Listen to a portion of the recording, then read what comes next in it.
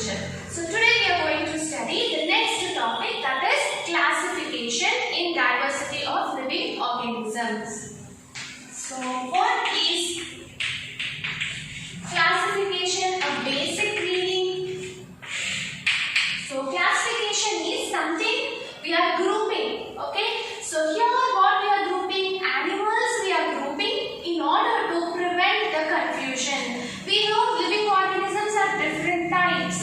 So we may have a confusion among the different types of animals. So in order to prevent the confusion or to have a clear idea about the different types of organisms, we have started with a classification. So in the classification, what we are going to do? We are going to identify an organism. We are going to select some characters, and based on some characters, we are going to classify them, or we will group them into different groups or different classes. So this is called as classification. So the first and the oldest type of classification is given by Aristotle. So Aristotle has given a primitive classification, and the primitive classification was two-kingdom classification, and this was before Christ. Aristotle has given this classification before Christ, so BC, between somewhere 300 to 400 years. In this time, that is during the 300 to 400 years before Christ, during that time, Aristotle has given the classification of living organisms, and that was called as two-kingdom classification. What were the two kingdoms? It was very simple. Aristotle said there are only two kingdoms of classification, and the two kingdoms are, one is plants and the other one is animals. Okay, so there were not many kingdoms or many classification. It was very simple because at that time before Christ there was not much research to find out what are the characters where we can differentiate the organism. So that's why ancient time of classification was given by the Aristotle, and there was only two kingdoms, plants and animals. Then came the next classification, which was given by Carolus Linnaeus, and he also gave two-kingdom classification, but little explanation he has given. So the two-kingdom classification given by Carolus Linnaeus was in the year 1735. So this is after Christ. Okay, before Christ, after Christ we have no. So like that, Carolus Linnaeus in 1735 he has given two-kingdom classification, and the two kingdoms were, one was Plantae and the other was Animalia. So on what cases he has, on what characteristic he has given the Plantae and Animalia is only one thing he has selected: motility, or we can say locomotion. All the living organisms which cannot locomote, which cannot move from one place to another place, has been classified under Plantae. And all the living organisms which can locomote, which can move from one place to another place, those has been classified into Animalia kingdom. So what is the aspect Carolus Linnaeus has taken up? It is locomotion. So based on locomotion, he has classified the organisms into two kingdoms. One is Plantae and the other one is Animalia. Organisms which cannot move are under the Plantae, and organisms which can move will come under the Animalia. So that was the second classification we have seen. So first was very primitive, and then little character based or aspect based classification we have seen, that he has taken it into the locomotion. Based on that he has given the two kingdom classification. Then came the another scientist, that is Haeckel. Okay, so Haeckel has given three kingdom classification.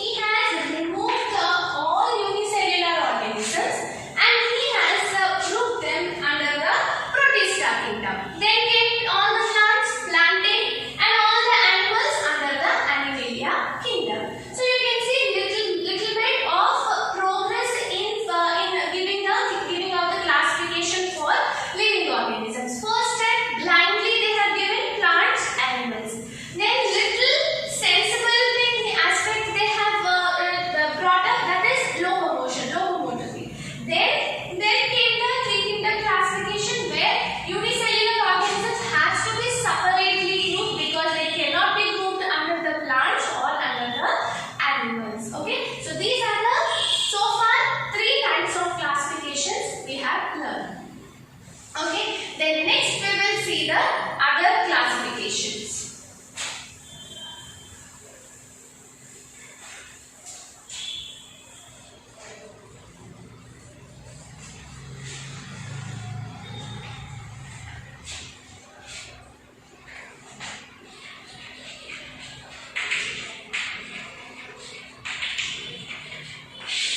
Next, we are going to study four kingdom classification. That is Copeland. That was given by Copeland, and it is four kingdom classification. And it was given in 1956. Okay. And what are the four kingdoms that he has given? So first was Monera, then Protista, then again Plante, and then again Animalia. Okay, what happened is Protista were having bacteria, so they wanted to separate bacterial organisms all into a separate kingdom. So that's why they have given another kingdom called as Monera. Okay, so four kingdom classification was including Monera, Protista, Plante, and Animalia. Okay, then came five kingdom classification, which is a very famous type of classification. Even now also they follow most popular type of classification, and that was given by Whittaker. So Whittaker has given five kingdom classification.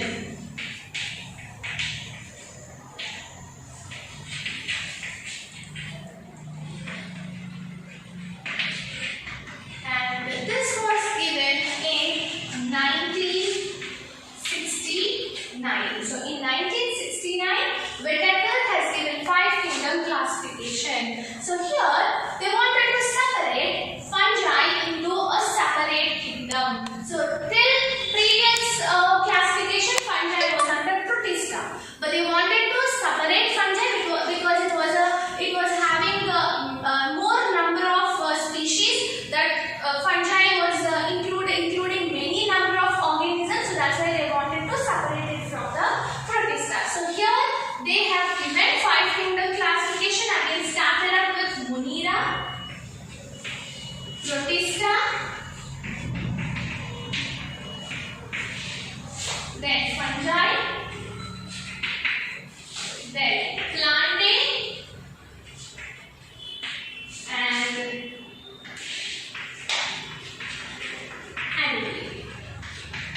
So the five kingdom classification includes Monera, Protista, fungi, Plante, and Animalia. You can observe how the classification is getting better, or it is getting more clearly due to differentiation and due to grouping. We are able to understand the types of organisms. So that's why they say classification is required. So then came, after Whittaker's five kingdom classification, then came one more type, one more classification, but it was not so popular and it was not followed. But most of the popular, most followed type of classification is the five kingdom classification, which was given by the Whittaker.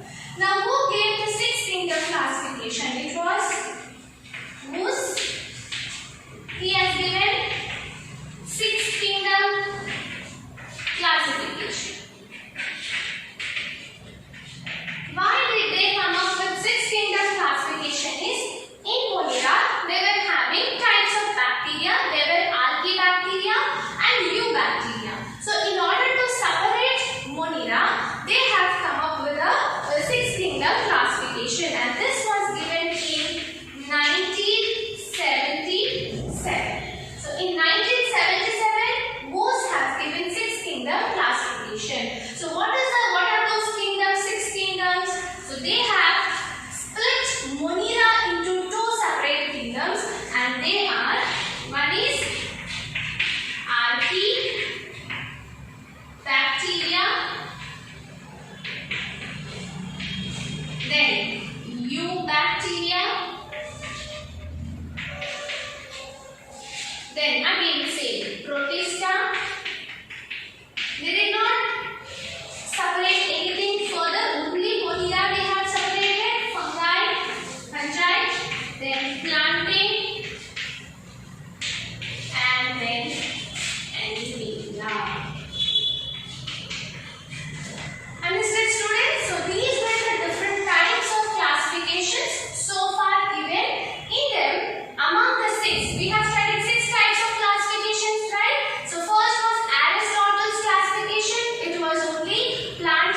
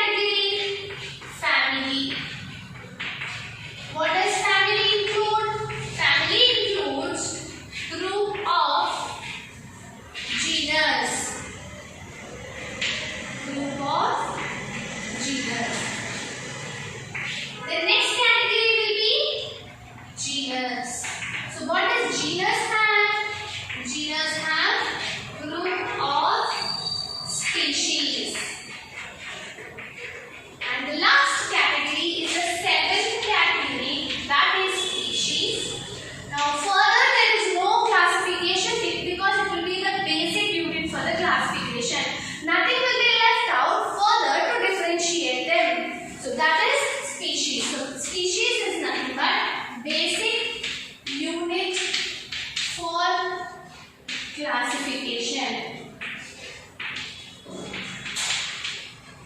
When you take organisms, they will be at the kingdom level. They are widely differentiated. They are vast diversification we can see at the kingdom level. But as they are coming closer, as they are coming one by one to the species level, they become very similar. When they come to the species category, there will be nothing left out for further classify them, for further to group them. So that's why they say species is a basic unit for classification. So these are the 7 obligatory or obligate categories which are given by the Carolus Linnaeus in hierarchy classification. Okay, for good understanding or further better understanding, that he has given this classification. Okay, now we will study hierarchy classification with an example and it will be clear for you. Okay. So what is hierarchy classification? 7 categories are there. Kingdom includes group of phyla. Phyla includes group of classes. Class includes group of orders.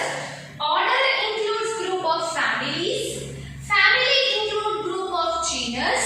Genus include group of species. And species, which is the last category where further classification is not there. So that's why it is called as basic unit for classification. Now we will understand hierarchy classification with the help of one example. Okay.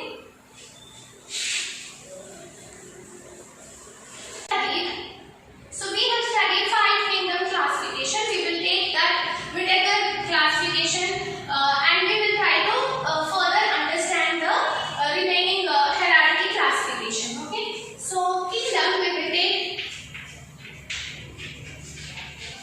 kingdoms many are there, like fungi, plantae, and animalia.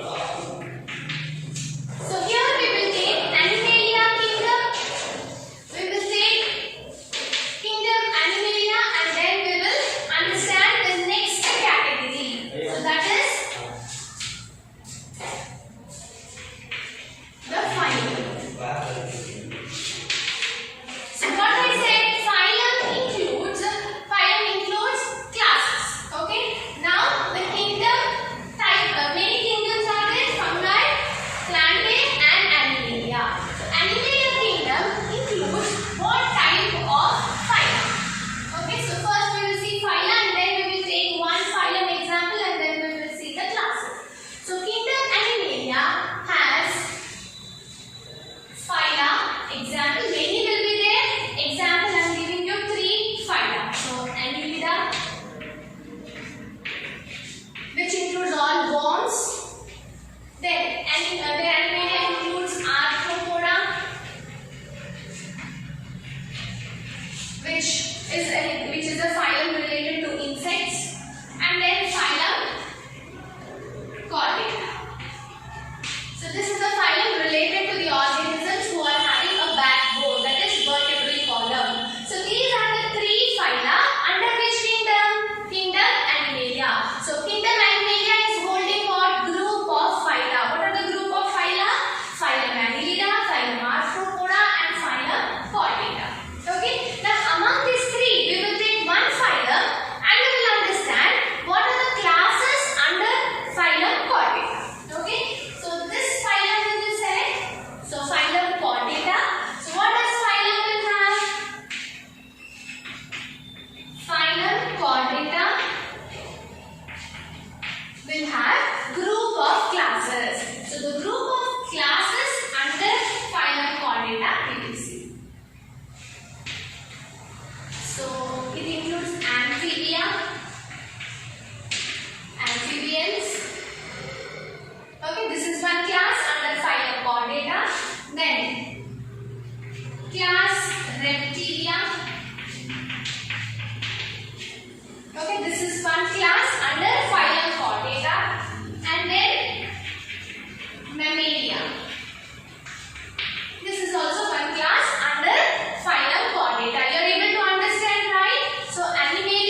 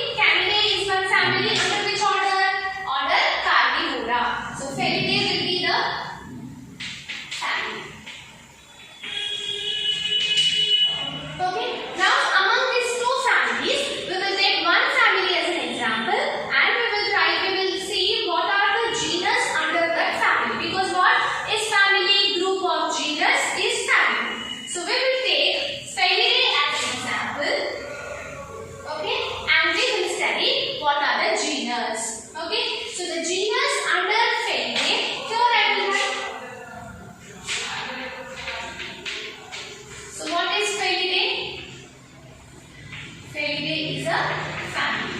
So what does family include? Family include genus. So it includes two genus, Felidae, and they are Felis and Panthera. Okay, these are the two genus. I'll write here genus. Family is including group of genus. Now we will take example one genus and we will study what are the species under that genus. Because what is genus? Group of species is nothing but genus. So we will take Panthera as an example and we will study what all species it is holding. So Panthera includes Panthera, Leo, Panthera, Tigress. So Panthera Leo is a lion. So further we cannot classify lions, right? Panthera Tigress is tigers. Only thing we can classify is based on their color, but animals cannot be further different. In tigers we don't have different types of tigers. In lions we does not have different types of lions. So in this way, when it comes to the species, it becomes basic unit. We cannot classify further. So this is what a hierarchy classification given by Carolus Linnaeus. Once again I will explain you. We have studied based on kingdoms types of classification. Now taking one kingdom as an example, we have studied the hierarchy classification. So Animalia kingdom has many phyla. I am saying phyla. Phyla is a plural word. Phylum is a singular word. So Animalia includes Annelida phylum, Arthropoda phylum, and Chordata phylum. All three phyla are under the Animalia kingdom. Now Chordata is a phylum, includes many classes. What are the classes? Amphibia, Reptilia, and Mammalia. Now Mammalia is a class, includes many orders. What are the orders? Rodentia, Carnivora, Primates. Okay. Now Carnivora is an order which includes families. What are the families? Felidae, Canidae. Now Felidae is a family which includes two genus. What are they? Felis and Panthera. Now Panthera, what did we study under the genus? Genus includes group of species. So what are the species under Panthera? Panthera Leo, Panthera Tigress. So here ends the classification because further we cannot do any classification. So just now we have studied hierarchy classification. So further if we have to classify also, only on one term we can classify the organism, that is the location. Geographical location, based on that we can further classification, that is on the interest of the location people. Okay, on the location scientists, they will be further dividing it. So that's why if you remember trinomial nomenclature we have studied, where the organism will be named with the three names, that is genus, species and subspecies. So species further can be classified but only on one condition, that is geographical differentiation. I'll give you one example and this occurs very rarely. So when you take subspecies, so subspecies is a category to differentiate organism based on location. So I'll explain with an example, crow. Okay, so crow, the scientific name is Corvus